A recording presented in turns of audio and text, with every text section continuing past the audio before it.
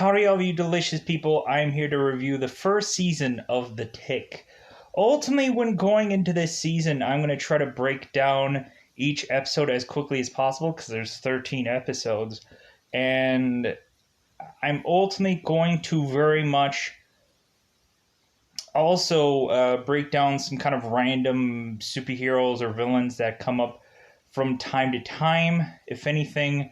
If anything, if you see me probably looking away at any moment, a little bit of there, a little bit of time just kind of double checking some things and queuing up some, a little bit of a little tiny bit of a cheat sheet, to be brutally honest. A little bit of a cheat sheet. Because reasonably, there's a lot of freaking characters going on into this show. So I wanted to try as much as possible, especially for the diehard people, to not leave things out. But then also for the people that are unfamiliar with this show whatsoever.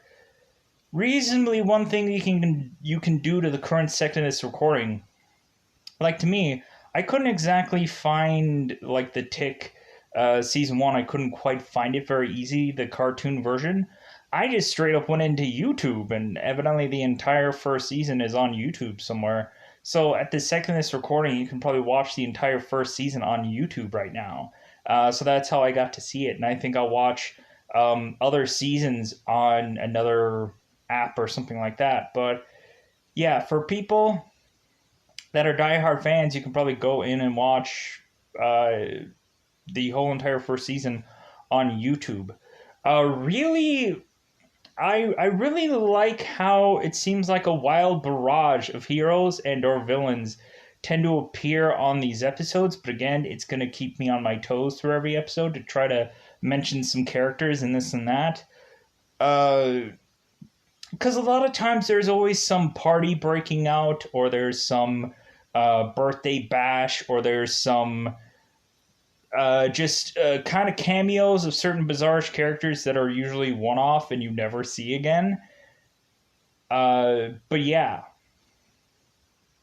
ultimately, we I really liked this show more than I thought I would. Just because of how at some points it does feel very random. Because a lot of times you'll get the Tick usually doing some random monologue about either justice about or his city, and or how like evil boots are made for walking or something like that. It's some like random stuff that makes no sense, and then you're just supposed to go sure, I gotcha, I'm hanging with you on this one. So yeah, random stuff tends to go onto this show, and there is a lot of funny and interesting things going on here, which I ultimately just thought was really, really interesting. I think I had, before watching and sitting down and finally watching this whole entire first season, I had probably seen glimpses of this show somewhere. I probably remember the Tick cartoon where I just mostly just saw the Tick just consistently hopping from building to building to building. And I remember Arthur being an accountant, but other than that, there was not much for me to really remember. And plus, I think I caught the later seasons. I didn't catch the early episodes. I think I remember Arthur having a female girlfriend, and I think that happens later on in the season. For a lot of people that are diehard fans of the Tick, I know the big thing about this show is the word spoon for some reason. I don't know why. I guess, and that actually is showcased on the very last episode of this season. For their battle cry is the word spoon, evidently. So yeah, for diehard fans, you ultimately get the word spoon, which never, I think, showcases or appears itself anywhere else but the cartoon. I don't think, because I had ultimately also reviewed the Amazon the Amazon show as well, and never heard any spoons consistently coming up. I think there might have been a thing here and there, but yeah. So going into this show, it was kind of very much like it felt very random to me, but then again, I loved how we kept getting these random heroes to pop up, these random villains to pop up, and then eventually, at some point, we would have some villain that is so absurd or has a certain theme, or it seemed like a lot of the themes of the villains, it sometimes felt like Jurassic Park was the main pull of a lot of these things. So yeah, it's very interesting and or weird to see all of the villains and their approaches going on into the show. I think my favorite episode is probably the Tick versus Breadmaster, and I have all the episodes lined up here just because it's a lot easier to review this, and I didn't want to make sure I missed anything because again, there might be diehard people that are just like, oh, well, you forgot to mention this episode, and you're reviewing the entire first season. It's not like you're going through this entire series and compiling it and whatever. So, yeah, for die-hard people, I just don't want to make it so I left anything out or there's some funny things that approach into this. And yeah, I just really thought it was a really fun show to go into. So, now, it's a really fun show. If anything, there are at some points, there's some good episodes more than others. It seems like when they actually get to the point of figuring out how to defeat villains in each episode, I think that doesn't matter as much as how we get to that point. So reasonably, with usually how they take out every villain, I think that usually gets much more lost on me than anything else because it seems like how we get there is much more fascinating than how we end every episode. So reasonably, there's going to be some times where I'm going to be a little bit more vague on the ending of episodes, but just because it's like I enjoy the visuals until we get to the very end of the episode. I'm just like, okay, this is a weird way to defeat this villain, but I guess it is what it is. Yeah, so very odd like approaches, but at the end of the day, uh, I think I've taken too much time on a cryptic like sense because again, there's a lot of die-hard fans out there, or reasonably there's just a crap ton of stuff to explain via every episode, every 13 numbers of these episodes. So, looking at any goofy title of these, my favorite episode is The Breadmaster. Obviously, it's the greatest episode, probably, I think. I know a lot of people might love the Tick versus Arthur's bank account. I don't know, to me, that kind of like, it feels like they try to, like, kind of just make a lighter episode and for that last one. But I don't know, when looking at it, there are some very much more complicated episodes, and then there's also just kind of some odd ones where it's just like, okay, when looking at the season, there's some good solid episodes, and then there's some you could just skip, just because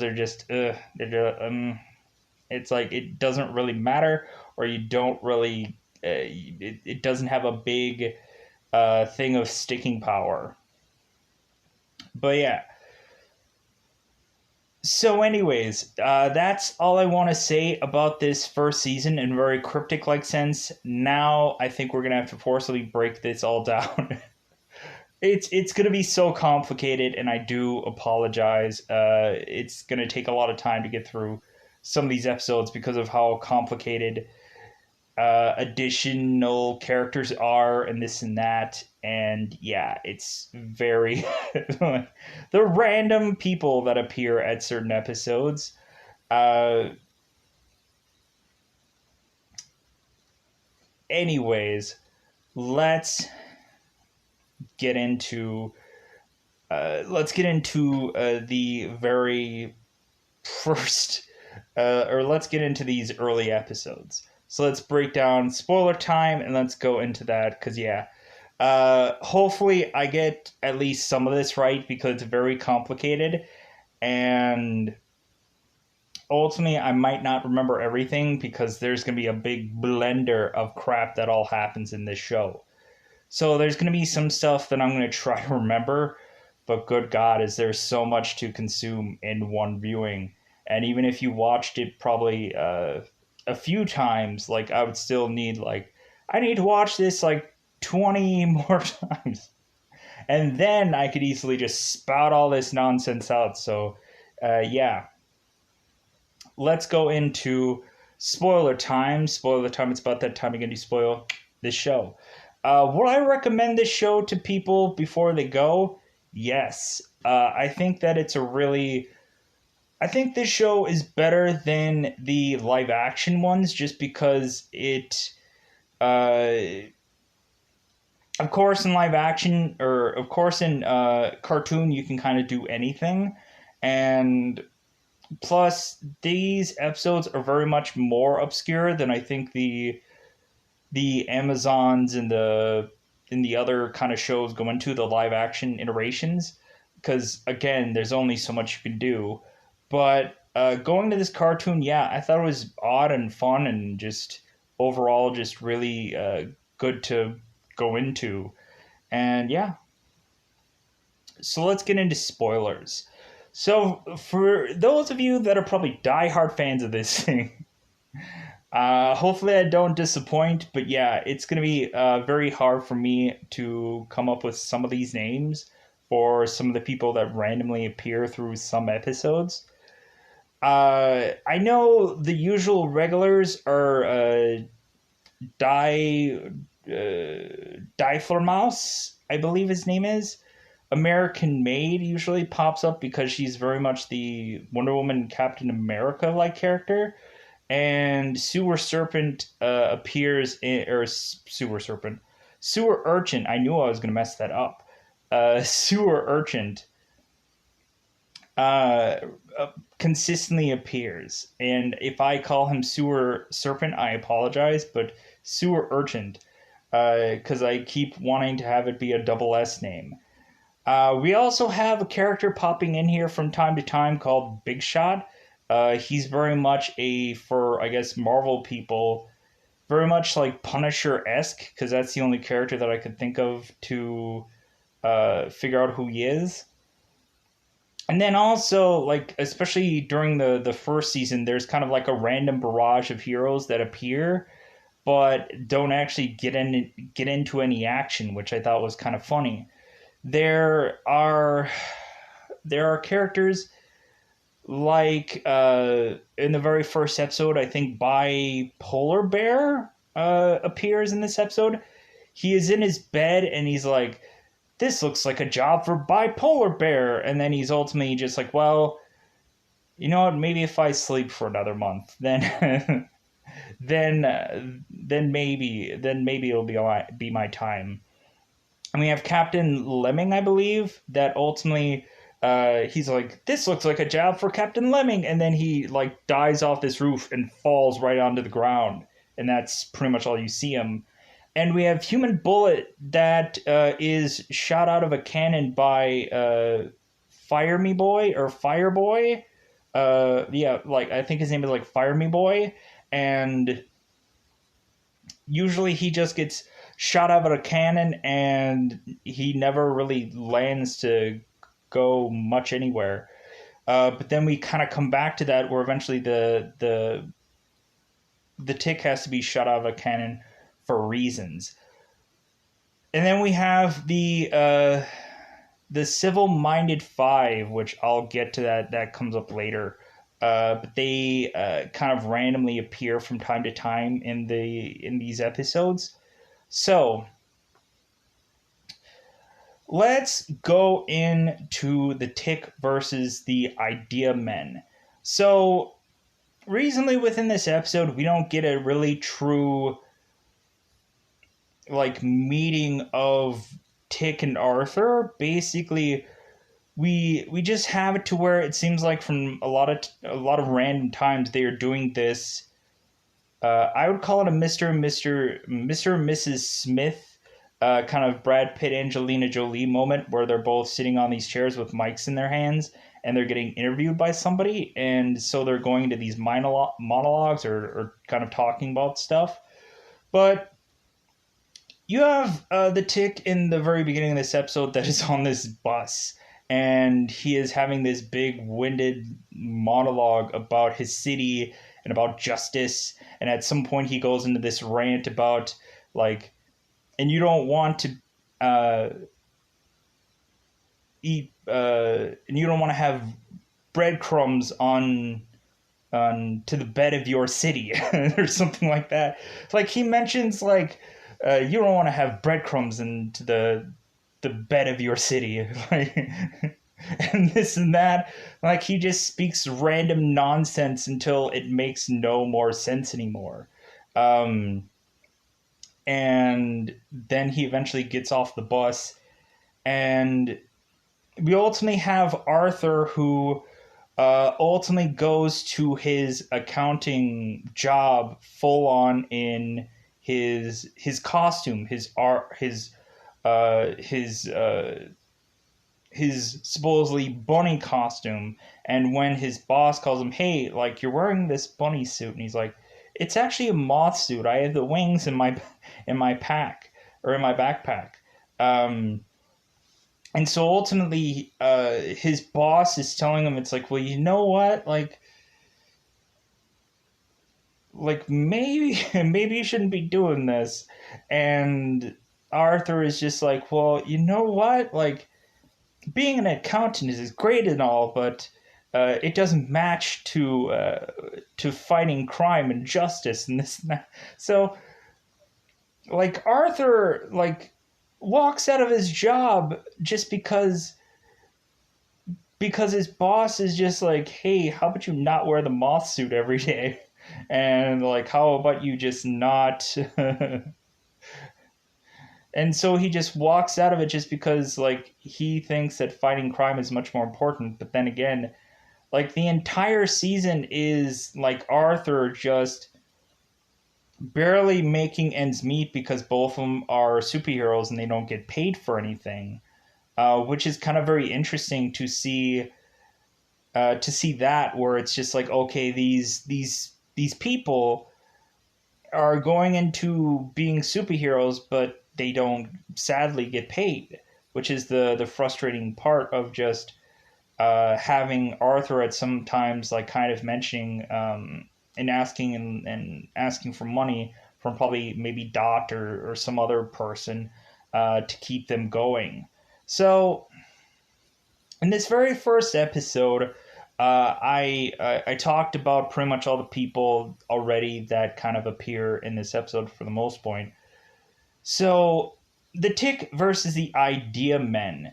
So funny enough, these guys are ultimately people that you can't understand what they say. I've been waiting for this for like the longest time because ultimately you have Spider-Man who's wearing a mask, and you would think you would not be able to understand a word this guy says. You would think it'd be like like you would think that would be Spider-Man like all the time. And so really when looking at the Idea Men with their like thick metal masks, and every time they talk they're like so like I was like, oh my god, this is awesome. So you have these Idea Men holding up these people, and ultimately they have when the TV crew comes in there, considering no one can hear what they say, they have to hold a note up of their ransom. It's like, hey, give us money or people die. And so reasonably, that's when you get all these random people that I've already mentioned just chiming all in, thinking it's their time to protect these people. But at the end of the day, uh, at the end of the day, Arthur and the Tick come in and try to save these people. Evidently, there is a bomb to defuse, and it gets to the point to where the Idea Men, after getting beaten up by Tick, eventually scramble out to this I think it's this like hot air balloon, and so Tick, the Tick randomly is trying to defuse this thing, and ultimately he's like getting his hands like stuck into one of the, and it like becomes like a Chinese like trap kind of device. But so the Tick is trying to randomly run away with this bomb away from all these people, and so basically at the last second, when kind of the henchmen are just kind of making their way up this hot air balloon, Tick throws the bomb at the last minute, and basically takes down all the idea men. Yeah, kind of a very funny episode and intro episode at points, but a lot of the times it's to help you understand who the Tick and Archer are, and that is what the real crux of the main episode is. So quickly going into the Tick versus the Chairface Chippendale. So again, within this episode, we have villains that are all invited to this Chairface Chippendale character. And ultimately, he is requesting everyone who comes to his party bring a gift. We have a barrage of different kind of villains that all come in here.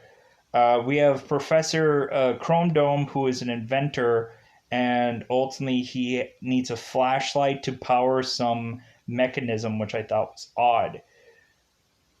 We ultimately have certain characters that appear in this episode, like Eyebrow, Mulligan, the Finn, the guy with ears that look like raisins, and the headless Henderson. Whew! I think also at some point in one of these episodes, either the first one or the second one, because we have to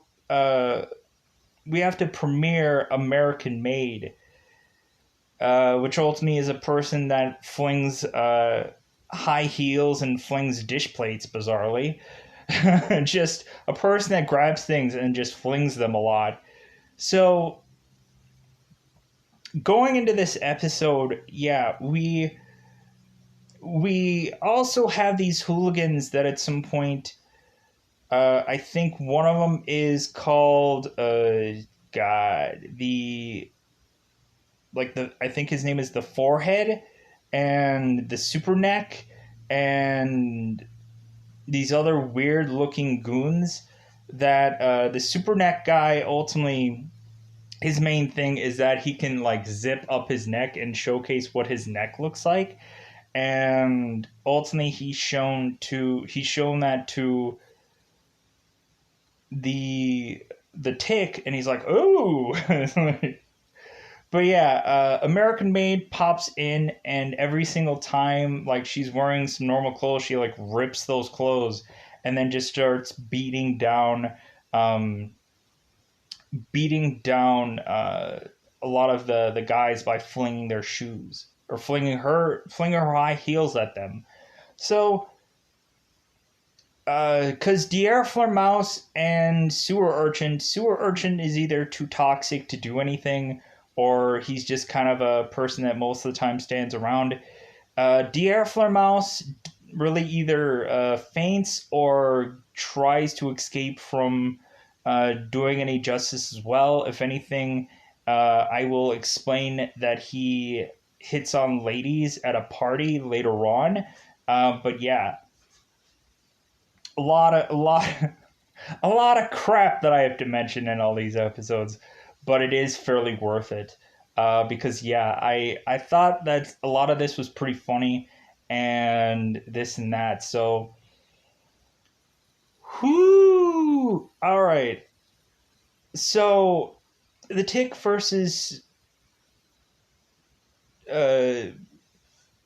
Chairface Chippendale. So, reasonably, Chairface Chippendale ultimately, a lot of words to get out in 24 minutes, 25 now. Whew. So Chairface Chippendale ultimately is doing this party, and so ultimately he is getting certain gifts from people, and then ultimately he is wanting to do one thing and one alone. He wants to put his entire name on the moon. So he is concocting this entire laser apparatus, which of course Professor Chrome Dome had put together, and so Chairface is ultimately putting together this laser that is going to, again, just fire away at the moon. All the villains are just in awe about him starting to put up all these letters onto the moon. Uh, Shortly there before that, we had a bunch of the caterers that were in this villainous party was actually Arthur the Tick and American Made. And basically, the Tick and Arthur are very much being very lousy waiters, and then eventually someone easily makes out American Made, and so she rips her clothes and then starts throwing her heels at people, and so fights break out. But of course, the Tick, Arthur, and American Made get outnumbered. So what happens is they get thrown into, or they get roped down to this through to this abyss of like alligators and stuff like that. So really what they end up doing is they end up kind of shimmying back and forth down this area, and eventually there is some kind of like section to where they can like grab onto. And so instead of grabbing onto with any hand or foot or whatever, the Tick ends up grabbing this little section that leads, it's like a ventilation shaft kind of thing. The Tick grabs this with his teeth and then pulls himself into this side little ventilation thing. And so ultimately that's for them to eventually get out of this environment while the people are shooting at the moon. So what happens is that Arthur, while watching them quasi do this, eventually he's trying to figure out what the mechanism was to have this thing work. And so eventually Arthur takes out the flashlight, and then the jig is up. And so we get our heroes to have to fight off everybody, and luckily they do. And then eventually they just take everyone to prison, and that's just kind of the wrap up of that episode. Now we have the next episode, which is the Tick versus Dinosaur Neil. So ultimately, there's quite a bit of times where like Arthur and Tick are now on consistent patrols, like never-ending patrols, and Arthur is getting pretty tired. So in this episode, the Tick is like, you know what? How about we just take a break? How about we go to this one place that I've wanted to go for a while called Dinosaur Grotto? And so the Tick and Arthur go to this Dinosaur Grotto and basically meet Dinosaur Neil. Evidently, his power is that he can make himself much more larger, and ultimately we have Dinosaur Neil coming and basically breaking down a lot of science stuff, where I think everybody just wanted to go, oh, okay, that's nice, and then leave. But it seems like Arthur and Tick are much more fascinated by all of this, and especially with seeing Dinosaur Neil. But Arthur had mentioned to the Tick that it's like, hey, we can't stay all day at the Dinosaur Grotto because I have to go back and make dinner for Dot, his sister. So they start really hanging out with Dinosaur Neil and recently Dinosaur Neil is breaking down all the stuff that he is scientifically putting together, and then also like mentioning that he had caught it off of a because what he's doing is taking dinosaur like fossils and recreating creatures from, of course, dinosauric or Jurassic era. Because ultimately, Arthur is mentioning like, "Hey, like, how did you come up with this idea?" And Dinosaur Neil says, "Yeah, I caught it from a movie once. I wonder what that idea was, because it seems like that happens like consistently through this episode. Of every single time there is this Jurassic Park like plot going on for most of every time that somebody is either inventing something or creating something. There is those visual ties to Jurassic Park, bizarrely. So we ultimately have to where Dinosaur Neil has things go horribly awry, and Dinosaur Neil becomes a skyscraping gigantic dinosaur. And so while Arthur and the Tick are both now had left the dinosaur grotto before this even happened, before they knew this was happening, they are at dinner with Dot, and Arthur is telling the Tick, it's like, okay, Arthur, you have to really not be your normal self. Like, you have to put a lid on any superhero activity until Dot has left, and then we'll do whatever you want. But yeah, so ideally, Arthur and Dot are having dinner, and eventually it gets onto the news to where, of course, Dinosaur Neil is on the loose. And so the Tick is just grinding his teeth. He's like, I want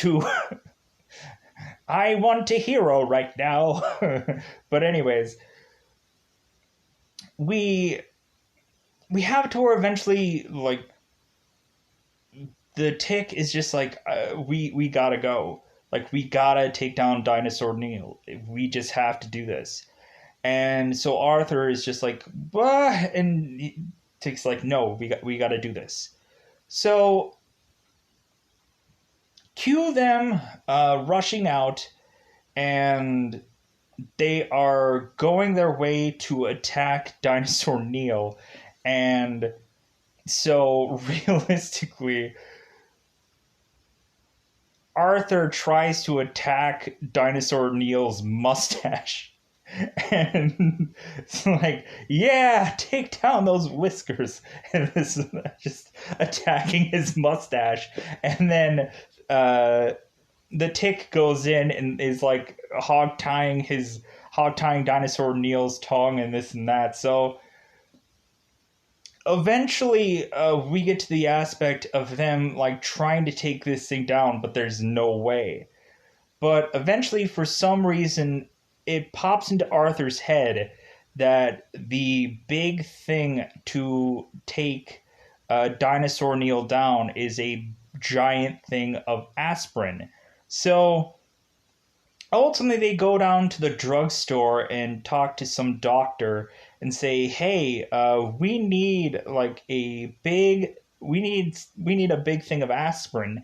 And the guy says, like, "Well, how large is the person you're getting this for?" And I'm like, "Yeah, he's freaking huge." And so immediately the doctor gives him this huge tablet. And later on, eventually there's a news anchor that is talking to the doctor and how basically he saved the day, and mentions like, "Hey, have you ever had to make one of those capsules before for anybody?" He's like, "Well, once I had to make a really large cough drop the size of a quarter." And so we get it to where, of course, Tick goes in there and goes back into dinosaur Neil's mouth and has the capsule and is holding onto the capsule, but at the same point, like the Tick is also getting like his face smashed in with dinosaur Neil's teeth, but eventually Tick gets it down the hatchet, and then eventually Dinosaur Neil comes back to normal, and huzzah! Woo! Yeah. Uh, so there is that episode. Going on to the next episode, The Tick versus Mr. Mental. This one is a very much like hypnosis episode. Evidently, we have Mr. Mental that is going in, and like we have very much a lot of people that are doing these kinds of special acts and stuff like that.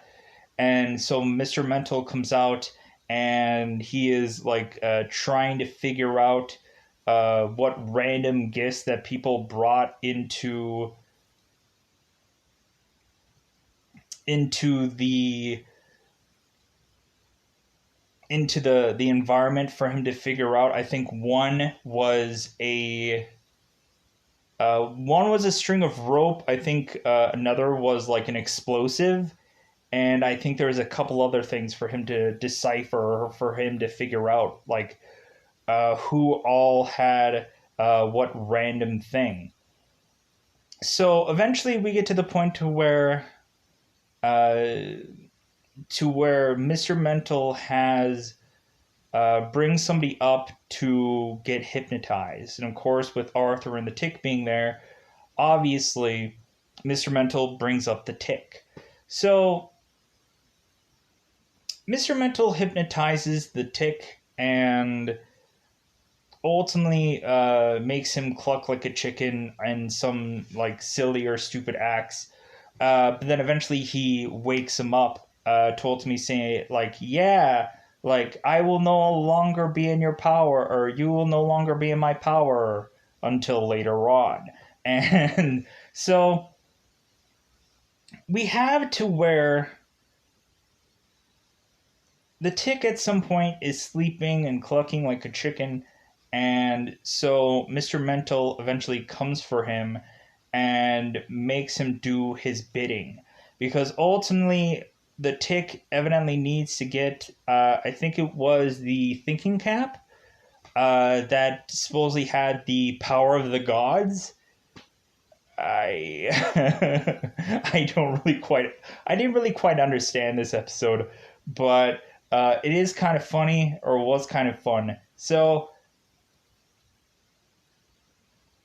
again, with this episode, I really probably don't quite remember how exactly it ends, but there's so much details that I had to remember even before this. So yeah. So ultimately, it gets to the point where Mr. Mental is trying to keep control of the Tick, but funny enough, there's this exchange to where Mr. Mental is making him do something, and the Tick goes, "But I don't wanna." And so there's this like back and forth thing where people are trying to like slow the Tick down, make it so he doesn't get the thinking cap, and so ideally it gets to the point to where eventually the Tick can't really easily be controlled.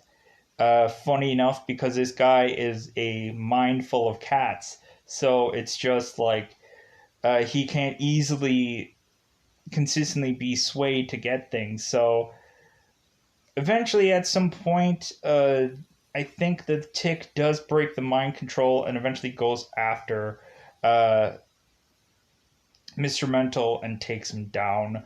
But like, if anything, like I remember bulk of this episode, but think like at the tail end of it, I'm just like, I don't remember. I remember how it ends. Sadly enough, because there's already a lot to remember out of all these episodes, and I think the ending of this one was a little bit loose to me at some point in time. But I think I got most of the details on this one. Um, so let's get into the Tick versus Breadmaster, my favorite episode. So we have we have the Breadmaster, who is ultimately having a sidekick. I think his name is Pat Butter. Um, so we have the Tick go through these like grocery stores and these areas that of course sell food, and we have this breadmaster that is leaving these bread bombs in these, which is basically like a loaf of bread, in these certain locations. And so bizarrely, what happens when these bread bombs go off is it just turns into a big, huge blob of bread that comes at you. And we have the Tick that eventually falls inside this blob of bread, and it seems that he is like lost quasi, like, I don't want to say he loses consciousness, but like he becomes like a kind of a person that is like, oh, what's going on? Ooh, oh, like he kind of becomes a person that is very much like kind of very not really understanding his faculties when being mixed into this bread. And so we basically have to where these bread bombs keep appearing at these random places, and queuing up that this breadmaster is just bitter that this school uh like he's bitter at his previous school that he had went into, and ultimately he is going to attack his peer chef um that had done him wrong. So yeah, we have these episodes of them trying to bizarrely defuse these bombs, and I thought they were kind of hilarious. So we have Tick. When there's a second bomb, what they try to do is that at first they end up like they cut a part of the bread loaf, and that just makes it want to go off. And so what the Tick does is he ends up like putting the whole loaf back together, and then it starts to expand and he starts to like grab it and hold it. But then eventually he just takes the entire loaf of bread and then just shoves it down his mouth and tries to eat it, to where it kind of like messes up his stomach. But I thought that was kind of a funny approach to getting rid of this bomb. Um, because ultimately I think the other approach was just kind of eat their way through this bomb at some points, because they still thought the bread was really good. So reasonably, we have this bread master that is of course going after his longtime peer, and basically it just gets to the point to uh, where of course the Tick and Arthur take them down, and as per usual, like basically there's no, like, I don't think there was any like real like guest appearances of much of anybody. But yeah, like I really liked that the bread kind of turned into this like like bomb, and like started to really like branch out through this entire grocery store, and like I thought that was really intriguing, and I thought it was really fun. Um, but yeah, I think I think towards the very end of that, there was like they had called him like there was some kind of like ingredient that they put into something that ultimately kind of like got them out of the way there. I don't remember how. Uh, Again, these episodes are a blur. How exactly they get to the end, but god dang, that's a frustrating thing. Is I'm like, how did the episode end? How did the episode end? But yeah, it's probably my favorite episode. But heaven forbid I remember how it ends. Crap. So yeah. So again, I remember the good portion of this movie or this episode, but and it's my favorite episode. But good golly, I should probably remember how most of these episodes ends because again, every good portion of it is pretty good until I guess the end of everything. So we have the Tick versus Mr. Seed, which is the next episode, and ultimately, here is where we start mixing in the civil minded five, which is ultimately the four legged man, Jungle Janet, and uh, Captain.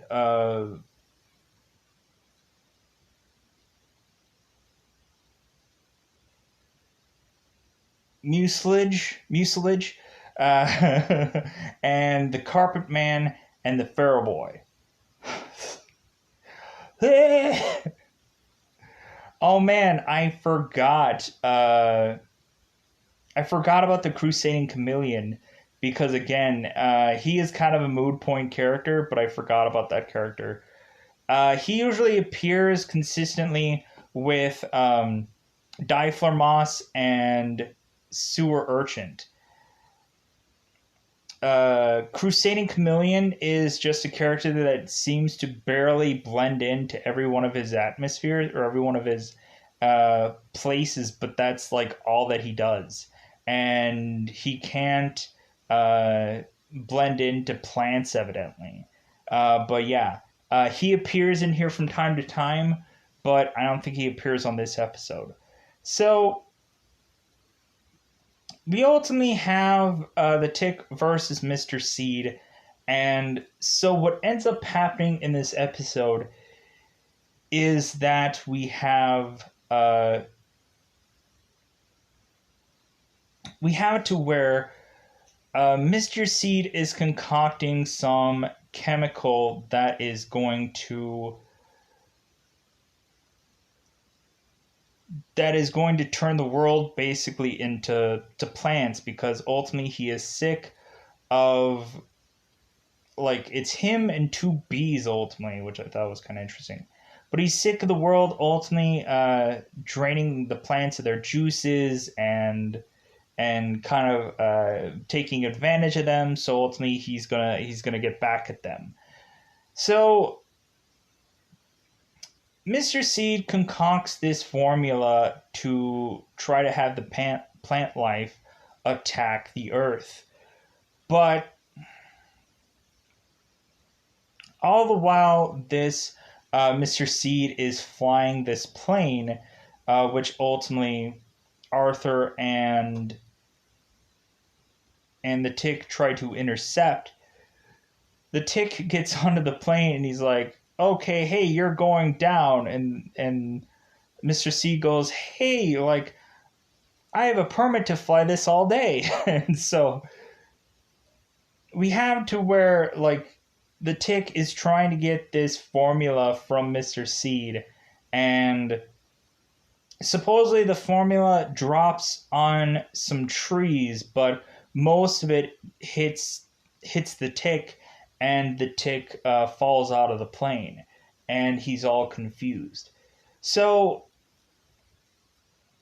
Arthur is trying to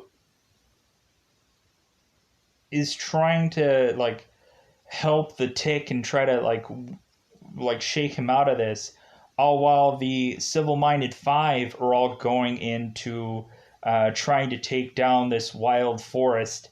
And And what a weird barrage of characters. Like, I didn't really quite understand what was the use of the character, the four-legged man, but evidently Janet, like, it seems like she's pretty strong, and uh, she's like a Tarzan-esque like character that is like swinging through every like tree branch or whatever. I think Feral Boy is very much just like a dog-esque like character. If anything, you very rarely see Captain uh,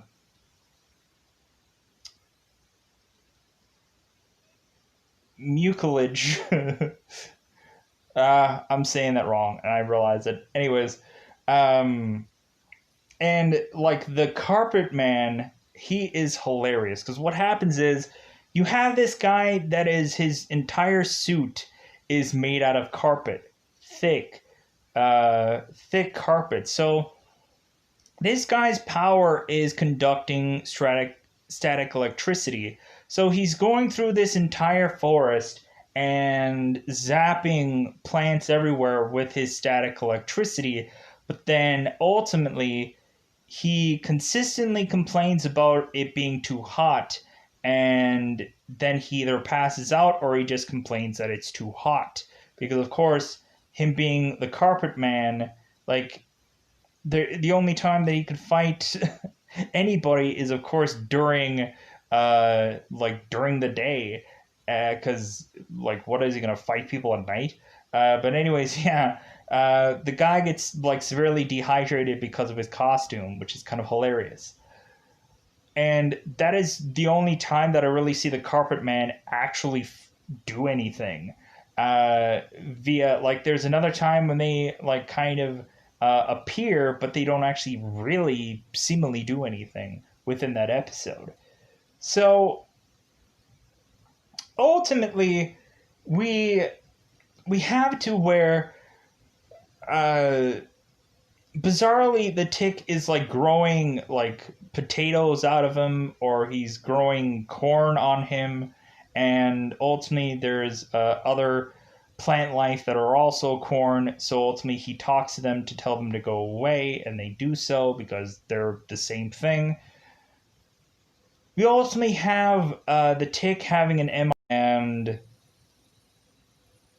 ultimately them trying to understand what is going on with him, but it's very hard to explain. So we have to where ultimately they they concoct this this formula to counteract the seed, because ultimately they kind of take it from I believe they take it from the Tick, and they figure out how to kind of reverse all this. And so eventually it's just like, okay, like let's just take this thing down and take them out. And pretty much after that it's pretty easy after that, with this whole episode. So now we're going into very much another episode that is again a little bit more complicated, because in this episode it's the Tick versus the Tick. If anything, I really want to apologize for how shady of details that I don't remember some of these episodes. But if you understand a lot of the other details that go into some other episodes, then maybe you might be okay about things. Oh, there's one character that I forgot to mention. I don't know if this is Big Shot or not. Uh, but he looks like it. There's this one, and I don't remember if I mentioned this or not. There's this one character that consistently goes through phone booths and bathrooms and tries to change into his superhero outfits, but every single time, this these bathrooms or these phone booths are always busy with people, and he's desperately asking for someone to let him in so he can change into his superhero costume. I don't know who this character is, and I hope it's someday finally We actually see who this character actually is. But it's kind of hilarious how this person is desperately trying to go into certain locations to get his costume changed, but it never happens. So, the Tick versus the Tick. So ultimately, early on in this episode, someone came to the Tick and told him, I think it was the Forehead, and mentioned him like, dude, I don't understand how you're called the Tick, because the Tick has 8 legs, and of course the Tick says, well, it's like, well, maybe I do have 8 legs, and then ultimately the comeback was, it's like, well, a Tick sucks blood, and he's like, well, hey, maybe I suck blood, and then he grabs like a straw and he's like, get ready, buddy. It's like, like okay. Anyways, so in this episode, the Tick versus the Tick, we have Arthur and the Tick, and of course some of the heroes, of course Diflurmouse and Sewer Urchin, and I believe uh, the Crusader Chameleon, all going on this road trip. And so Arthur is trying to transition into traffic, and so Diflurmouse is telling him not to go yet, and the Tick is, and so Arthur is kind of back and forth, not exactly knowing when to go or not, and everybody else is backseat driving. To eventually where the Tick finally tells him go, and the Tick does, and then Arthur does, and then almost gets them into a car accident, and like Diflurmouse is like, oh my god, what were you trying to do? Kill us? And it's like, dude, you guys were conflictingly telling me when to go or not go. So it's like, whatever. So they all get to this bar or this party or this club or whatever. And so they all go to this club, and it's like a superhero club. And so reasonably, uh, we have this character that meets them at the front of this door called Doorman. So basically, every single character goes in except for Arthur, and then Arthur is relegated to be like to not go into the club, and so Arthur goes and sits next to a talking dog and a talking ape, and ultimately the ape complains about how they now have to pay for everything, and because somebody invented money, what schmuck invented money, and now I have to buy a candy bar for 65 cents, what the heck. And also you have the dog complaining about his woes and whatever. I don't remember what exactly he says. I don't remember what exactly he said. But anyways, like he talks. Oh no, wait. He talks about some side effects of his life of like getting like worms and a bunch of other things. Because of course they're dog stuff and this and that. So we have it to where the Tick and the other superheroes are going to the club. Diflurmouse, if I'm even pronouncing that right, I've probably been pronouncing it wrong the entire time. He is hitting on basically every woman that moves into this club. Ultimately, there is one girl that is dressed like a poodle that shoots poodles out of this cannon, because ultimately he asks, hey, what exactly, Diflurmouse asks the poodle girl what comes out of this cannon that she shoots, and she shoots other poodles at him. And he's like, okay, I guess I figured that out. So he's hitting on everything that moves, and then eventually it gets around to him hitting on some other woman, and it ends up being American Made. And American Made and Diflurmouse have this weird back and forth banter going on about either commitment issues, or that like Diflurmouse has commitment issues, and like American Made has kind of like other issues as well. Like there's consistently this back and forth going on, but it seems like at some point they're going to maybe end up together unless Diflamouse stops fainting and actually does justice for once. So we ultimately have this party going off, and eventually we have this one character rushing in that basically looks very much like a quasi Captain America-esque looking character, but he is also called the Tick. And Barry, the guy named Barry, who is also the Tick, has a gripe with R the Tick that that ultimately he took his name, and for R the Tick, I'm gonna go with Barry Tick, or I'm just gonna go with Barry, and I'm gonna go with the Tick because it'll be a lot easier. So Barry comes to the Tick and mentions, he's like, hey, why do you have the name the Tick? I'm the Tick. I was the first the Tick, and reasonably like my costume makes much more sense. Like my costume has a shield with a tick on it that has 8 legs. Like if anything, nothing on you represents the tick very well. So like none of this makes sense. None of the color scheme, nothing. So I'm gonna have a gripe with you, and I'm gonna fight you in order to get the tick name.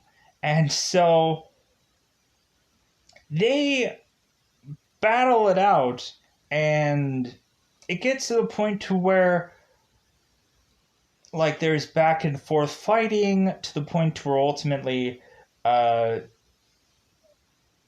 it gets to the point where Barry is starting to realize there is no reasoning with the Tick, to where every single time um, like he's telling them, it's like, I'm the Tick, uh, and the Tick keeps calling him Barry. And so it gets down to a point where eventually they switch sides, and then the Tick starts to get an upper hand on Barry the Tick, and just starts bashing the crap out of him to the point to where Barry just cements, it's like, you know what, I'm fine with being called Barry. Like I don't care about being called the Tick anymore. I'm fine with Barry. And so that's how this whole thing gets resolved. But yeah, kind of a very interesting fight out, but like that's what this entire episode is. I think that this episode is pretty fun to see like an entire bar full of heroes and to start to see them interact, but then you have an entire episode about two guys with the exact same name, because in a world where there's only so many hero names that you can come up with, like it's very interesting to see two guys with the exact same name and they have gripes about it, which I think is kind of funny. So let's move on.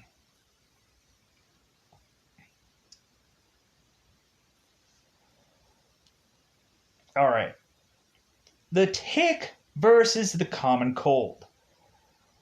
Whew, because, yeah, there is a long winded character name that I'm trying to figure out exactly how to pronounce.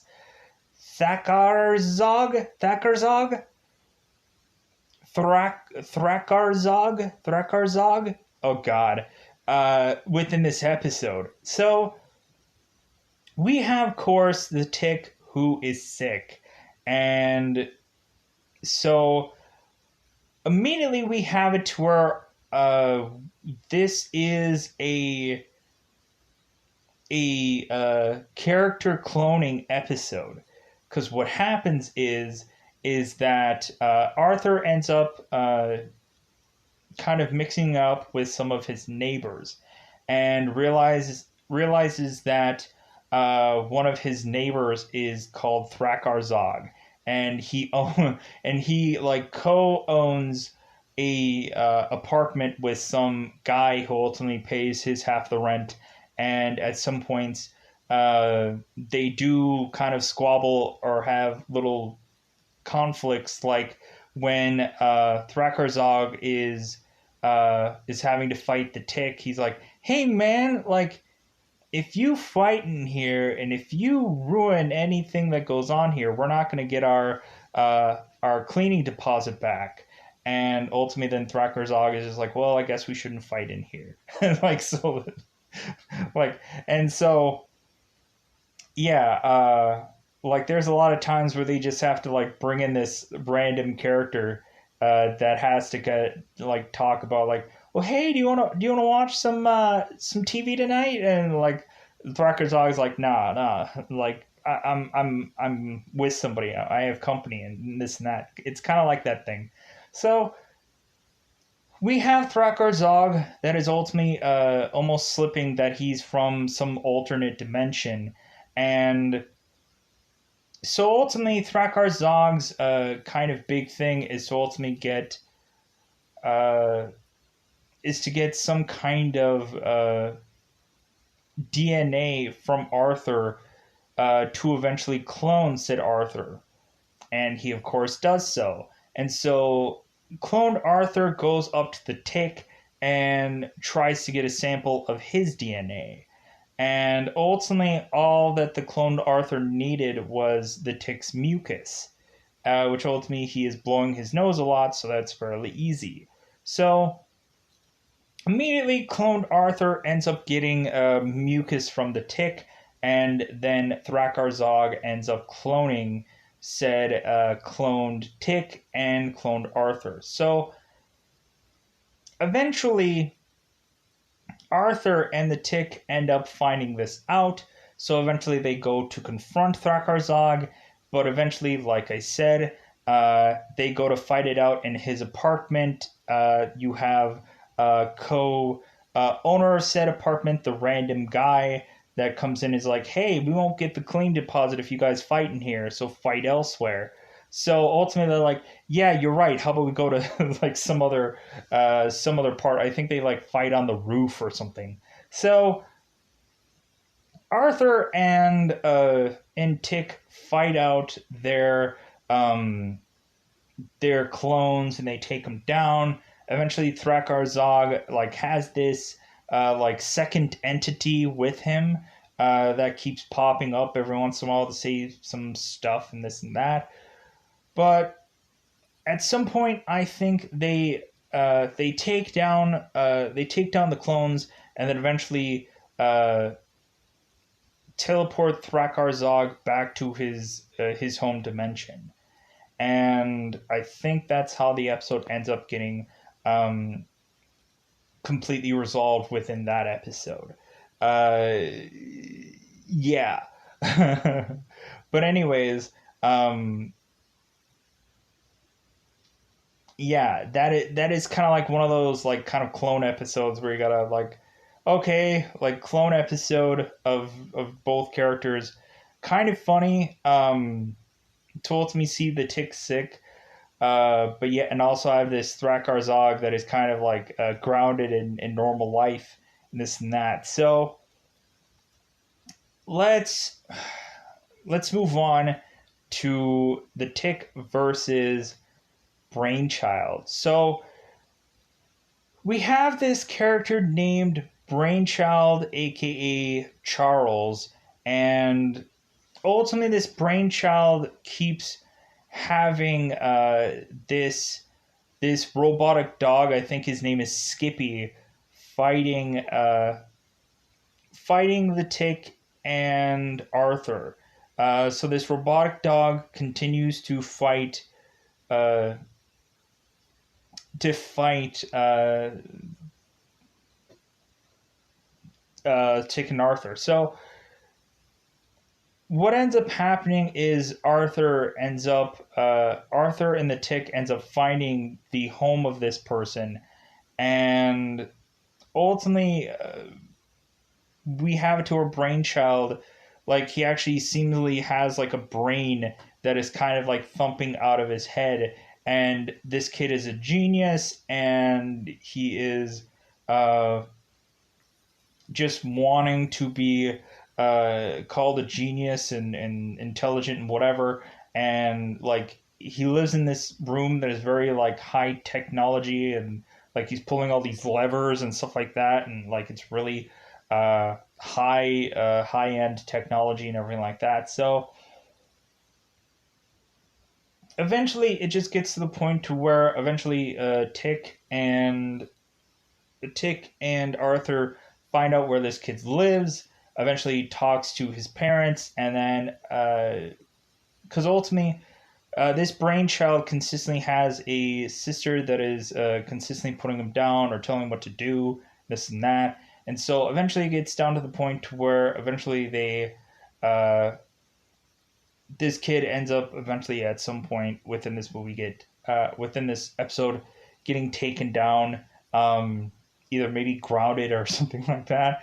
But yeah, um, this Skippy robot dog keeps attacking them all the time within this episode, and that's just really all that really comes out of this episode is a robotic dog that keeps attacking Tick and Arthur. So let's move into the Tick versus Pineapple uh, Pokapo. Pokapo? Pokapo. Good grief. So this episode is so weird. This is probably the weirdest episode out of this entire series, and it's so weird that it sticks out to me. So much more than a lot of others.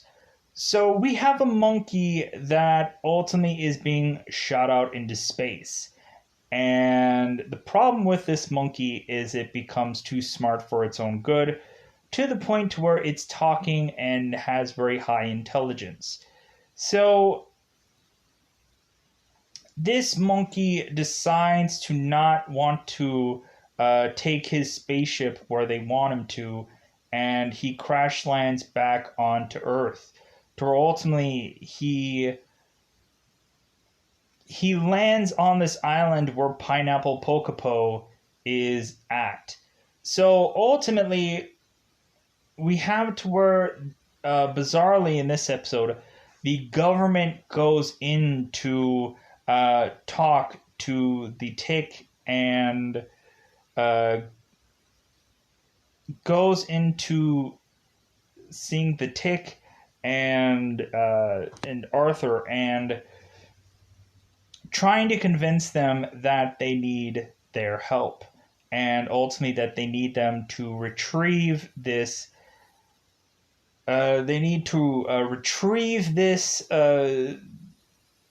ship and to retrieve this monkey because evidently they're really expensive, I guess.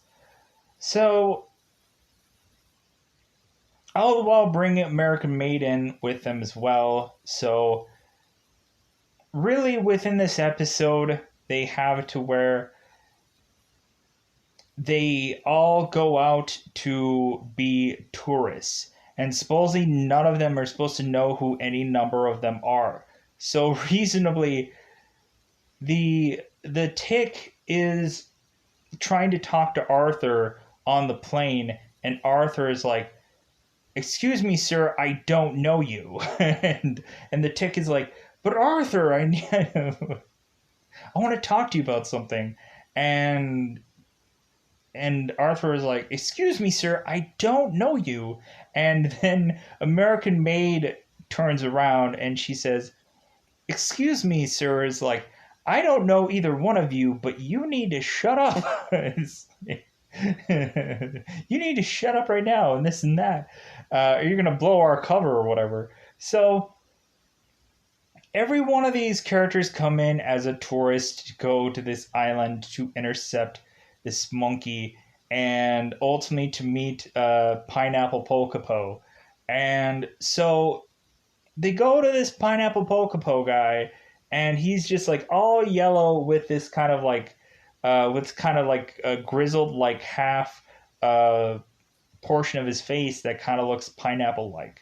So eventually, slowly but surely, we find out that this chimpanzee or this monkey is slowly but surely starting to lose his intelligence, and ultimately he's very much going back into his ape like ways, and slowly but surely. And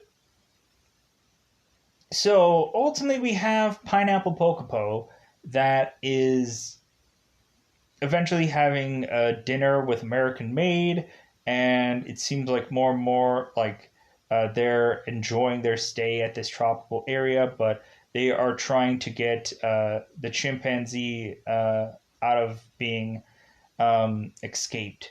So eventually they try. They eventually try to get the monkey out, and eventually they try talking to it. But slowly but surely, this chimpanzee is slowly losing its intelligence. So ultimately, they are they are trying to just grab the monkey and trying to leave, but Pineapple Pocopo intercepts them and tries to take them down.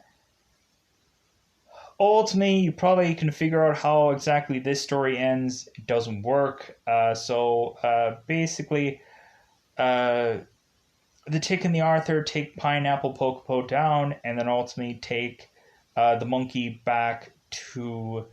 uh, back to the astronauts or the space program. The only problem is this monkey by that time has lost every single amount of all of his intelligence, and he's just back to being a regular monkey that flings poo and everything like that. He doesn't have any more intelligence left anymore. So that is how eventually that episode just kind of just ends. So the Tick versus the Mole Men. Reasonably, I think this feels like a typo kind of episode, because the Tick and Arthur don't actually fight the Mole Men. If anything, like this should actually be called the Tick with the Mole Men, because what happens is that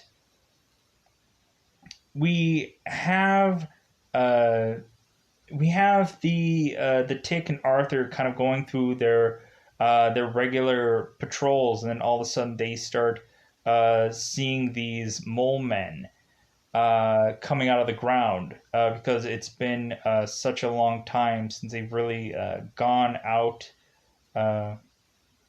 really gone out and been outside, to the point to where ultimately they get blinded by the sunlight, and so ultimately the Tick gives all the mole men sunglasses, and then they can easily go out and outside. So reasonably, most of the mole men don't really quite understand uh, what is kind of going on, because they haven't been out in real culture in such a long time. So the Tick and Arthur are kind of their ambassadors. So reasonably within this episode, they are trying to kind of put these people back into normal life. So what ends up happening is that while they're putting them through normal life, having them going into like diners and dinner meals and stuff like that, it gets to the point to where, of course, the king of the mole men eventually finds some woman, and he's immediately enamored with this woman. And I think her name is like Veronica or something. I don't remember what her actual name is. And so this mole man is trying to woo this random woman. And so recently what ends up happening is we find out that this woman has some man that is controlling her, that like really isn't her boyfriend. Like it's just some man that is like controlling her and keeping her away from these mole men. And so ultimately the mole man is trying to find this woman and do these love dances for her, or trying to very much woo her over, but every time he's like, yeah, how about we like we finally tie the knot and this and that. Like the woman is just like, well, I don't know, like I'm not familiar with mole men and this and that. So it ends up that the Tick and Arthur end up freeing this girl from this third party guy, and ultimately she ends up getting free. But consistently, all the while, the mole men are consistently kind of going through their day to day lives, and they're getting ambassadored in by the Tick and Arthur. There's also this lava man that is right behind them everywhere they go. Ultimately, when they all go and they go to this diner and or this fine dining establishment and try to order food, it ends up that the lava man ends up going into the same diner and watching over them. And so hilariously enough, the lava man ends up going to some table, and the waiter ends up giving him a menu, and the lava man takes the menu and it burns up in his hand. So immediately the next waiter, when he comes to get him to get his order, he's like, "Oh, it looks like you didn't have a menu on here. Well, I'm sorry. I thought that the uh, that the other person before me would have given you a menu. Well, I'll go and get you one." So the guy ends up giving him a menu, and of course, the lava man again grabs the menu and it burns up in his hand. So it's just he'll never be able to order any food. So cue the lava man consistently trying to battle the Tick and Archer Arthur at random points, but then evading. But then eventually it gets to the point to where when this girl is free from this third party man, and eventually we get it to where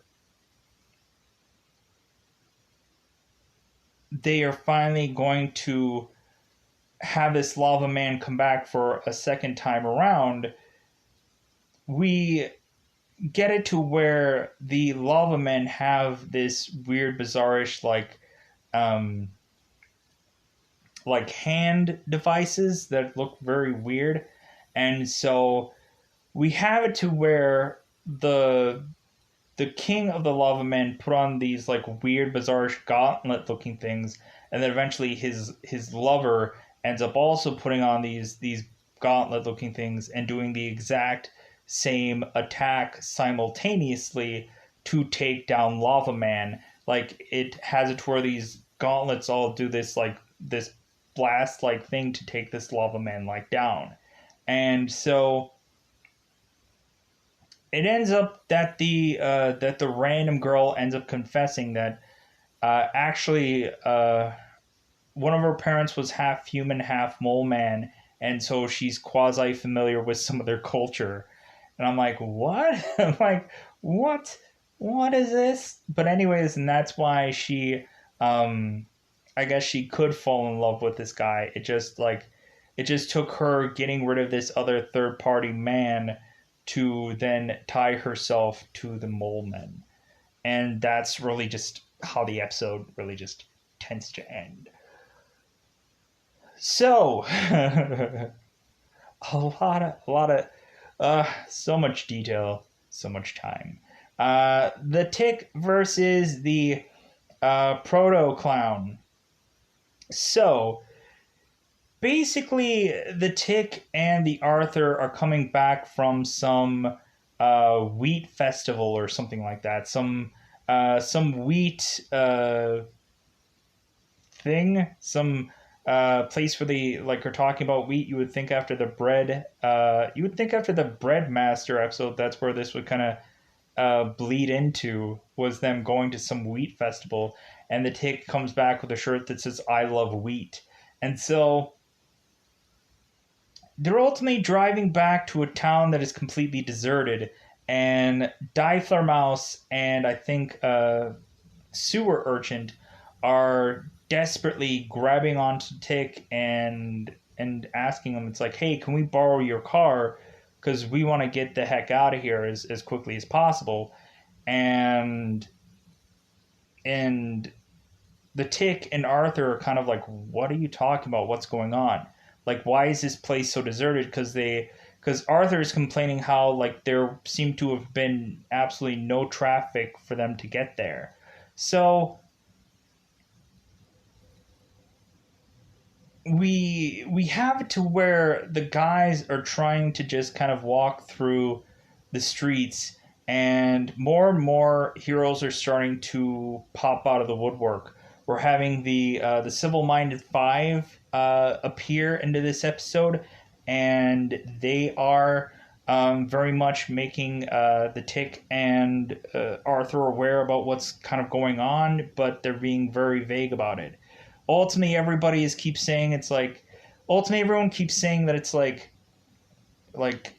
you should really be afraid of it. You should really be like get away from it.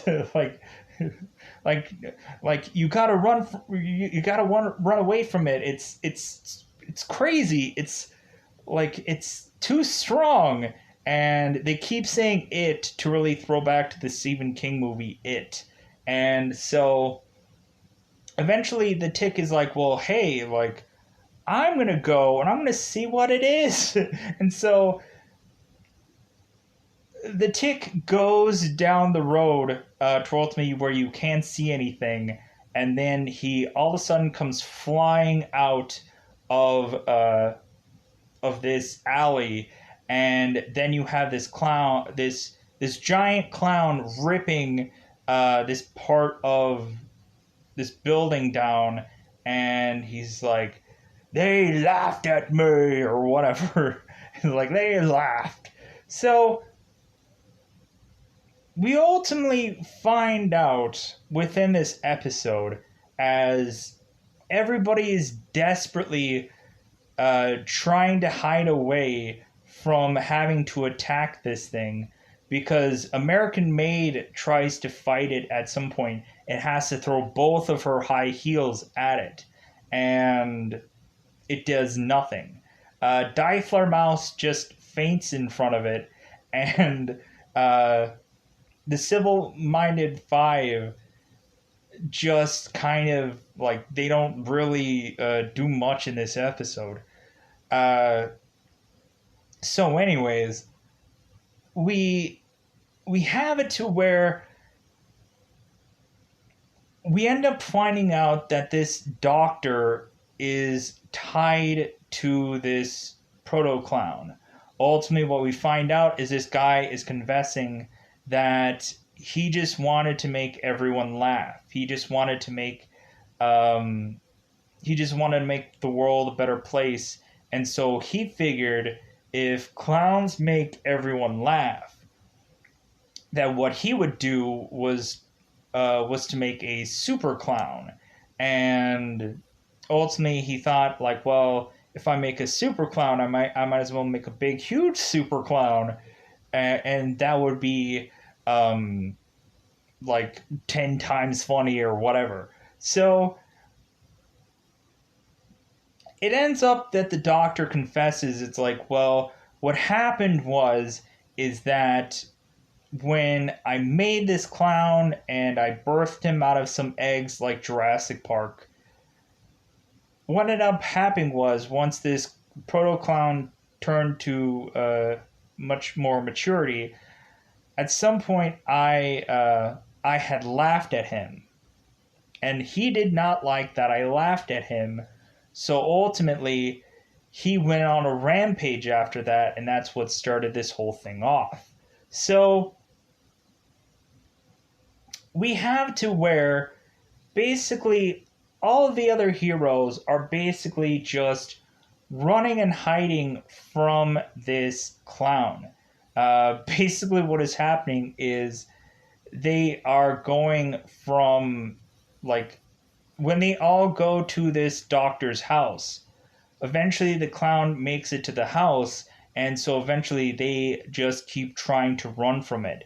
They keep going from room to room to room, trying to get away from this thing. And then ultimately they go into the garage of his home and put a bunch of like locks together onto the door, and then they're going up against, like, they're holding close up against this wall as hard as they can, and are just like praying that uh, he doesn't smash through the door.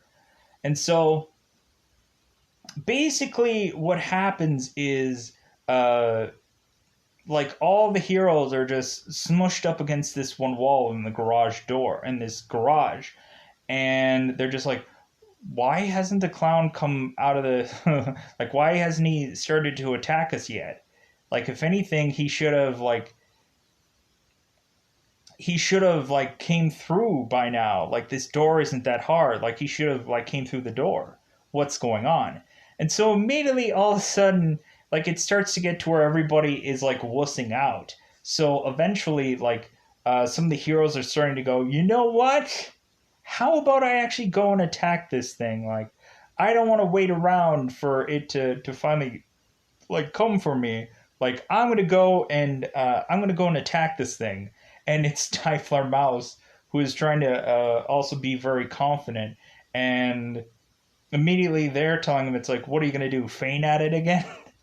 And so immediately, um, when the clown comes in, Typhlar Mouse faints. And so what ends up happening is the doctor ends up confronting the clown and ultimately says, like, well, if you're going to take anybody, you're going to take me. It's like, if anything, I think that's what you want, and so go ahead, take me. Like, this is what you want, go ahead. Like, I'm not going to struggle, just do it. And so immediately we have it to where the doctor is eventually coming to some kind of consensus that realistically he's much more and more talking to him, and ultimately telling him that he's trying to talk the clown down. He's trying, which is weird to say. He's trying to talk the clown down, and ultimately telling him it's like that maybe all I needed to do was tell you I'm sorry, and to tell you that I'm never going to laugh at you again. Like, I thought that having you doing funny things was going to change the world and make everyone love you, but you don't love people making fun of you. So ultimately, the doctor confirms that he's never going to laugh at him again, and then easily the clown does a on his own nose, and immediately the doctor laughs, and the clown goes, and it's like, oh, I'm sorry, I'm sorry, I'm sorry. Like, I'm not gonna laugh at you again after this. And so basically, like, the clown gets like taken down, and to where the doctor just says, okay, like, I'm going to try to make this character less funny. Maybe immediately I have to take off the clown nose and make this proto clown less funny. And so eventually that's how they just taper off the episode with this, which I thought it was kind of a very funny episode of them desperately trying to flee away from this thing because they knew they couldn't beat it. And I thought that was kind of a funny approach to this episode. Okay. Now, the Tick versus Arthur's bank account. So this episode, I kind of like it. I kind of liked it just because it goes into approach of the Tick really thinking, because in I think the very pilot episode, when Tick assumes that Arthur is some kind of superhero, that he thought that he would be touching on some light switch somewhere, or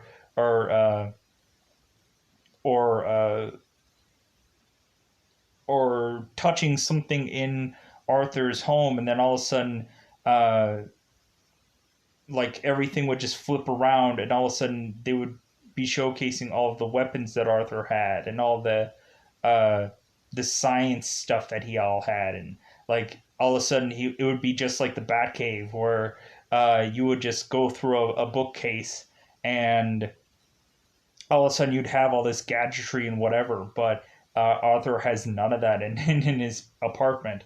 So queuing that up, we have Tick that is realizing that he can get into Arthur's credit cards.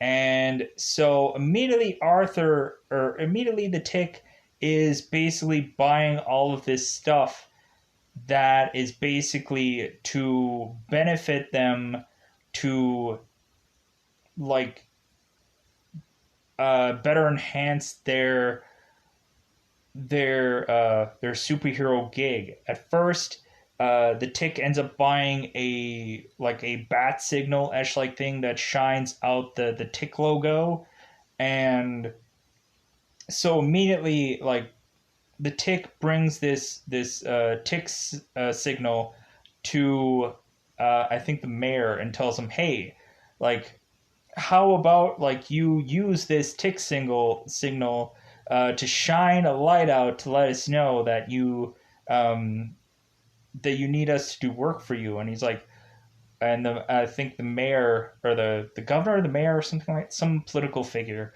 is telling him, it's like, well, I already have your phone number. And he's like, well, yeah, but you can just shine the signal out. And ultimately, the I'm going to say the mayor. The mayor is saying, well, I already have a Diaflutter mouse signal, and every time I shine a light out for him, he immediately kills his phone and drives out of town.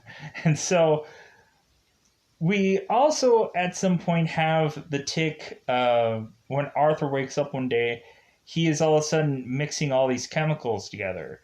And Arthur's just like, what the heck are you doing? And the Tick is like, well, I'm trying to make experiments. I'm trying to make this green and red liquid turn into clear liquid. And so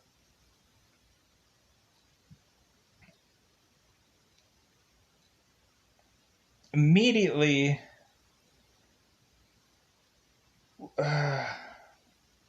I'm trying to think when,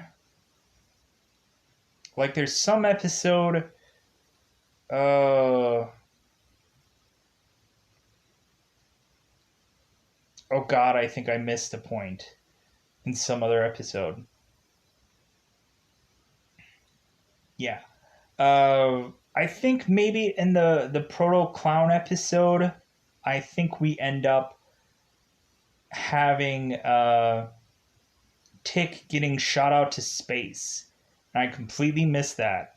Uh, yeah, I think it's on that episode. I might have to backtrack a little bit. Okay. The Tick, I believe, in the last episode, because if anything, there's a reason why all the other heroes were there but the Tick. So, the Tick gets shot out of outer space, hit by the clown, and he gets shot out of orbit, and eventually he basically is like having a chat with his own inner mind, because ultimately the air is very thin out in outer space, so evidently he's losing it, and he's seeing this flying head of his own making.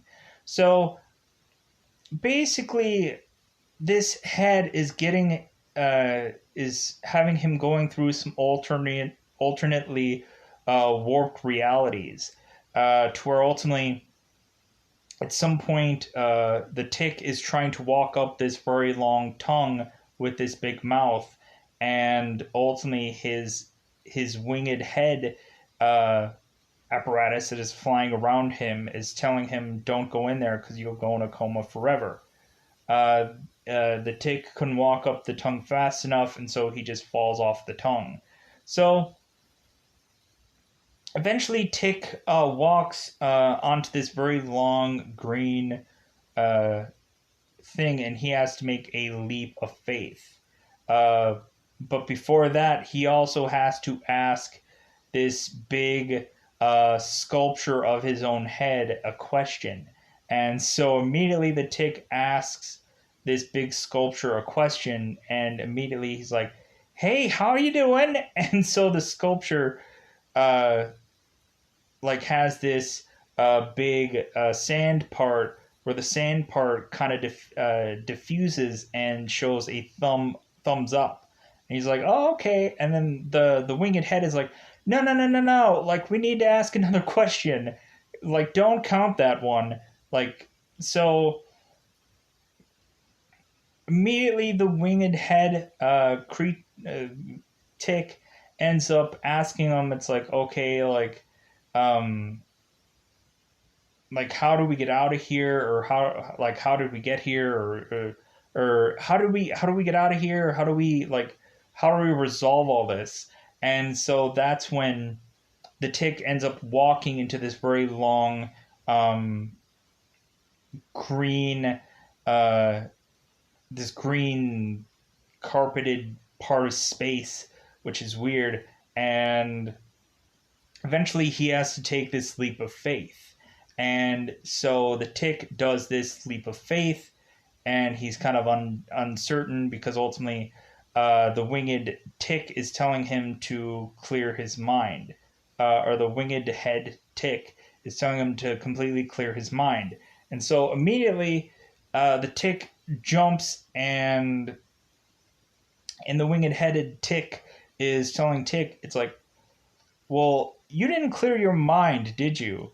And the Tick is like, "Well, yeah, I cleared my mind of everything but, stuff." And so, but eventually it gets to the point to where the Tick burns back into Earth's atmosphere and makes it back into Earth, and then eventually goes to one big punch to take down the clown at the very end of the episode, but or just kind of falls on him and whatever. So that's yeah. I forgot about that whole thing. That because it's really hard to describe, and even at some point, the Tick went and fought this big snake at some point, in that alternate reality state. It's very hard to understand all that, and it's really hard to explain, so I kind of left that all out. But then I'm thinking, like, oh my god, what if somebody asks about, like, "Dude, you forgot about this entire part." That part is so hard to explain and help people understand what's going on in that scenario. I think that's probably the easiest reason why I just left that out. But ultimately, I guess I had to just backtrack because reasons. So going back into the Tick versus Arthur's bank account. So we have, again, within this episode, bottlenecking back into this episode because I forgot about that whole rigmarole to mention in the last episode. So, again, in this episode, the Tick has a tick signal, and ultimately he is getting chemicals and he's mixing them together. Well, Tick is mixing chemicals to make them clear, and instead of making them clear, he makes them explode. So basically, their entire apartment building explodes, and so recently, more and more, it just gets to the point where Tick and Arthur are having a rift with one another because the Tick will not stop spending Arthur's money to the point to where ultimately the Tick was going to buy something, but all of Arthur's credit cards had gotten canceled. So Arthur, or the Tick, has some uh, tree fort bizarrely, and he's in this tree fort, and he's singing about his woes, and so ultimately he's in this tree fort, and and But ultimately, before all this, at some point in this episode, here's how we get to the spoon point. So, within this episode, again, they're trying to think about how to their superhero game. And so ultimately, the Tick and Arthur are just kind of like brainstorming, and the Tick mentions to Arthur, "Hey, like we should have some kind of catchphrase." And Arthur says like, "Well, yeah, beyond don't hit me in the face." And the Tick is like, "Yeah, we should have something like a real battle cry for every time we go into action." And so immediately they are the Tick just looks at a spoon, and immediately he's just like, "Spoon, that's it." Like that's the catchphrase. And it's like, okay, sure. um I guess to let them know every time that they're going to go into action that it's they have to say spoon. um there was one funny moment talking about spoon in the early parts of this episode or early parts of the show, where we ultimately have like an advertisement of some random cereal, which they had to make a of some random cereal advertisement. I kind of like how like they did this, because ultimately, like when looking at so many of actual cartoons, like there's a lot of points when a lot of cartoons would forcibly have to make some random like commercial inside their show. And so instead, this show makes a random product of cereal an ad in their show, which it means nothing. I guess it's just for them a filler of time. But maybe they were thinking eventually, because this entire show was to make some marketing scheme, to have a bunch of toys, to have a bunch of stuff, that eventually they were going to at some point legitimately make up this cereal and sell it to people. But yeah, nothing really came of it. So, mood point, a lot of tangents going on in this last part of this episode to kind of clear the air on stuff, just in case I forgot some little detail or something like that. So again, the Tick is up on this like little fortified tree ash like house, but this tree ash like house is just kind of like this kind of like water tower ash like approach to a tree house, much more like. So it's like imagine a water tower just made out of complete like wood that is like the crappiest looking wood to slap together, and but is giving a Tick some kind of home.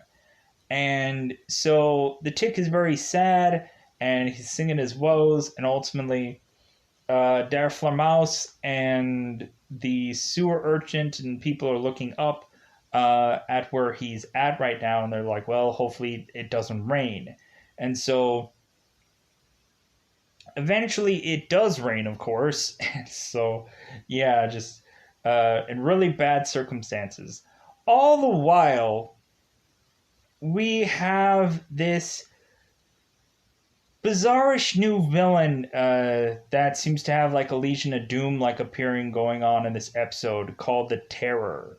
Because evidently they were running out of actually just uh, having a legitimate like villain per episode, so they just kind of came up with a villain to probably do for the rest of this show. So the Terror ultimately is best friends with Joseph Stalin at some point, but I guess this guy is so severely old that Joseph Stalin had died at some point.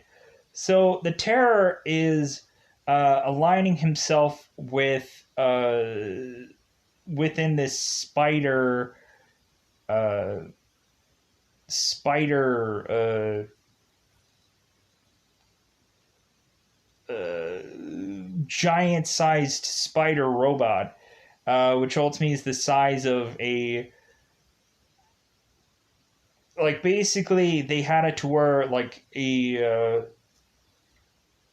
like a kid and a man are fishing, and this spider robot came out of the water and like circumferenced like a giant portion of this watered area, and ultimately the spider um, robot thing uh, started spidering away, and ultimately the kid is like, hey, did you notice that? And the father is just like, what? Like if anything, it seemed like fishes were nibbling and whatever. It's like, but I guess there was nothing. And so the father wasn't noticing at all that the spider bot was right under him. And so Spiderbot goes away, and we eventually find out within this Spiderbot like thing, this giant Spiderbot like thing, that that the Terror is putting together some gang of people, to just random looking people, to eventually fight it out with the Tick and Archer at some point. So we ultimately have Toon Law, who is a very much alien-looking creature that seems like all kind of random parts put together. There's like a lobster claw. There's two mouths. There, it's all kind of random-looking things. There's a Joseph Stalin look-alike that is in here. That ultimately he is some person that researches Joseph Stalin's work and tries to reenact it. There is some mad cow man eater, so an actual random, just a cow that that is just murr, and he doesn't really say anything. So, and eventually we have a character called 1 Ton, who's just a really fat guy with the tank top on that says 1 ton, and he has a character with him called Handy. And I hope that's all it. Like, I hope legitimately that is all it. Oh crap, we forgot about. Oh my god, I forgot about the Tick versus Tick episode. Oh my god. Oh, Nikes. Because let's finish this episode and let's rear back for any kind of conclusional things that I probably forgot about, because I forgot about a big thing in the Tick versus Tick episode. So, because I forgot about the evil Midnight Bomber. Yeah, that's what I forgot about. Because there's so many freaking characters. Anyways. And yeah, there's so much stuff to talk about in this one season. So we ultimately have the Terror to mention all these characters, and so eventually it ends up that the Tick, American Made, and usually Arthur, because there's freaking nobody else that's going to go up against these people a bulk of the time. So we have it to where these characters are a big threat. So ultimately, it's like the government kind of has to step in again and let people know that, hey, like they have to kind of call their guys together and let them know, hey, we have this character called the Terror coming in, and this is all the people that he's known to be with, and so we need you to take this new threat out. So we eventually get it to where we have a course where the Arthur and the Tick are all and American Made are going after these. Going after this Legion of Doom quasi-Esh like people. And so we get it to where they're going after him. They're trying to seek him out, and they're trying to find this giant spider. So they're going inside the spider, and eventually they're going in and intercepting the Terror and all of these goons to where ultimately the Joseph Stalin lookalike is uh, hugging onto the holding on to the lobster-esh alien-looking creature, Toon Law, and telling it that he's always loved it. And so, reasonably, we have to where One Ton is fighting the Tick and Arthur, and really Handy is like really menacing and talking so much smack to the Tick and Arthur, to where ultimately the Tick is fighting One Ton, but he's trying to fight him, but when Handy is coming in, like he's kind of outmatched bizarrely, and so eventually we have it to where One Ton is fighting the Tick with Handy, and then eventually it gets to the point to where um, like Arthur just gets very annoyed with Handy, and so Arthur grabs Handy from off of One Ton, and he throws Handy onto the ground and stomps Handy into the ground, and the whole entire time One Ton is doing the voice for Andy like being crushed, and so eventually that takes One Ton and Handy out, because eventually the Tick and Arthur take him down. So again, it gets to the point to where Toon Law and Joseph Stalin eventually just escape because they don't really fight much, and so it really just goes down to the Terror, and of course they have to take him down, and of course they do because it's fairly easy because he's really old. So eventually just kind of accumulating to, I think there is a actual like bomb on this spider bot, and eventually they have to take care of that, I think, because there's always a bomb somewhere in every one of these episodes, um, or I think there's like a self-destruct mechanism onto this spider bot, I think, from what I remember. The very end of this, I could be wrong about this.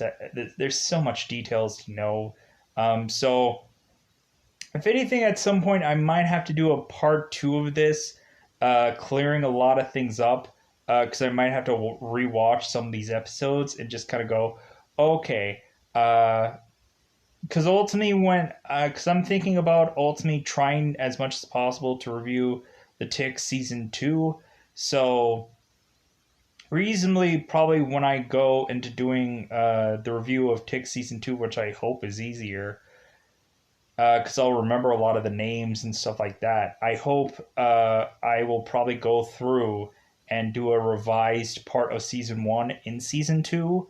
So ultimately, there might just be some revisions of just like, okay, here's some of the stuff that I forgot about in season 1, and here's some cleanups and clear ups and stuff like that, or something that I probably forgot about, which will probably happen because there's a lot of crap to remember in each one of these episodes. So one thing to go back on is on the Tick versus the Tick episode, I completely spaced about the evil Midnight Bomber. So basically, all the while, all of this random garbage is going on with this hero party. Not random garbage. It just there's a lot of stuff to remember in that party versus the Tick versus the Tick. And we have this Midnight Bomber who, of course, has all of his bombs go off at midnight. So, and basically all of his bombs have to say the word bomb on it, which is freaking weird. So, while Arthur is visiting with these sidekicks, eventually he is having this Midnight Bomber uh, like strolling around town, just starting to randomly place bombs everywhere. And so eventually it gets to the point to where the Midnight Bomber breaks into this hero party and just starts placing bombs everywhere. And ultimately has to placate to what his name is, the Midnight Bomber. So basically, what ends up happening, as well as the tick having to take down the secondary tick, he is also having to uh, after fighting the tick and him relenting that he is okay with being called Barry. Now they kind of have to like either take down or try to figure out how to get rid of all of these bombs that are appearing everywhere within this party. So eventually it just becomes a mad scramble to get all these bombs and then to get them all into a safe place, which I don't remember what happens to them. I think that was the reason why I kind of tried to avoid not exactly talking about the Midnight Bomber, because I'm like, okay, I don't know what happens to the bombs. I don't know how they get rid of all this, and they figured it all out. I think every single bomb has like a button on it, and so easily, probably the easiest way to defuse all these is just to hit the button, and that diffuses all of them. But I could be wrong. So, reasonably, like, the Midnight Bomber is again another villain that ends up just getting like an easy knockout because reasonably with the Midnight Bomber, it's just like the guy's puny and weak and whatever, and you just gotta have to make sure that you kind of get all the bombs or collect all of them or try to figure out a way to defuse them all. And again, that is probably something that I'm probably going to clear up on the review because I'm going to have to go back on some of these episodes and talk about them and clear them up. But I've already spent 2 hours talking about each one of these episodes. And yeah, so hopefully I got most of the details for most of the episodes. But again, I kind of really quickly went through a lot of these. And there's some details that it's just like, I don't remember because there's a lot of crap to go over.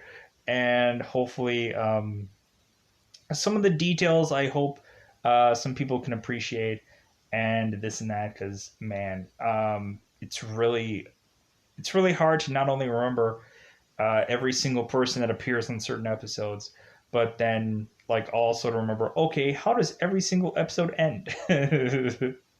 Because again, from one clear watching of all of this, one clear watching and then reviewing it shortly thereafter, um, like barely knowing any of these characters and trying to remember all of their names and everything that happens in every episode and the overall details of everything is super hard.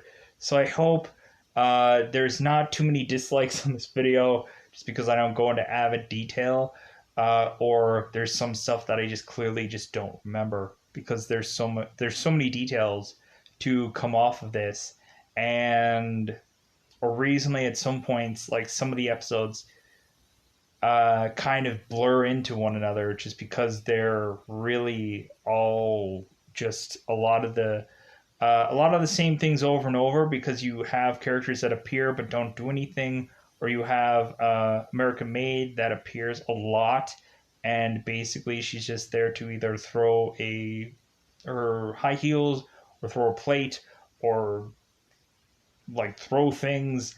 And reasonably a lot of times like she is just the character that comes in every single time in most of these episodes to have there be more than just the Tinker Arthur to do a lot of this stuff. So, anyways, I'm gonna go into probably going into the other seasons, and hopefully there's not way over complicated details in those seasons, and maybe I will be able to fix some of the damage that I did from this review. But I hope people can appreciate some of the details that I have, because man, did I try as much as possible to give people a lot of details, except for how every episode ends for most of these. But when looking at it, yeah, these episodes were fun, but good God, this is a 2 hour review. So I should probably get out of here so I can do other things for the day and finish up. So um, I apologize for some diehard Tick fans that ultimately are just like, oh my God, like he like didn't get there, or he didn't like, it was just like trying to mud through every episode. Um, but also when looking at it, it's like think of all the details that I also was like bringing into every episode. Uh, like there's a lot of crap to just to spout out, and I apologize for otherwise leaving things out, or putting too much emphasis on certain things. But um, this show kind of reminded me of, in some ways, like a quasi Ren and Stimpy like approach, and kind of goofy looking characters that are mockingly uh, being like things. Um, but yeah, I really enjoyed this show so far, and so I think I'm going to continue on to other seasons. Hopefully, again, they don't completely change everything or make way too much details, or hopefully I can just bang out these reviews a lot easier and not have to take 2 hours and quasi minutes to talk about all of them and get them all out. So, without a doubt, I'm going to get out of here. Goodbye, everybody. Bye, everybody. Again, I will probably eventually be doing, hopefully, season 2 somewhere down the line soon. So, if anything, I'm probably going to try and rewatch some of these episodes and try to reconfirm some things, and hopefully fix some stuff going into the next review, and try to let everybody know the cliffhanger endings of some of these episodes. But all the while, also just to let you know, season 1 is all on YouTube, so you can check that out right now. Or ultimately, you can just buy the season somewhere and watch them.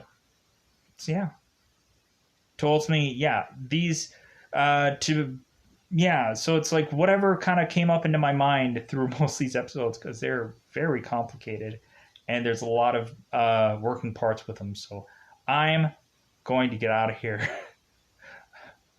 uh, whew, this review was honestly like very exhausting compared to a lot of the other views, because reasonably most of the shows that I've reviewed don't have this amount of detail in them, or ultimately a lot of the shows that I review have it to where I don't need, like, I've watched these shows like 100 times before coming on here and doing a whole entire season review or something like that. So this one, it was one-off viewing, and I just spout everything that goes on, and out of 13 episodes. It's probably a little bit easier to do it in an anime form, because I've done 26 episodes in certain animes, but I never went into details about people's names or who appears on the show. Most of the time, I don't know who they are. Most of the time, I don't have much of detail of a lot of things when it comes to the anime stuff, but I just kind of rush through a lot of those episodes, or I kind of don't go into every single episode, but this one I did. So, I'm going to get out of here. Bye, everybody. Bye, everybody. Thank you for watching this, for it probably being 2 hours long and this and that, so I'm going to get out of here. Bye.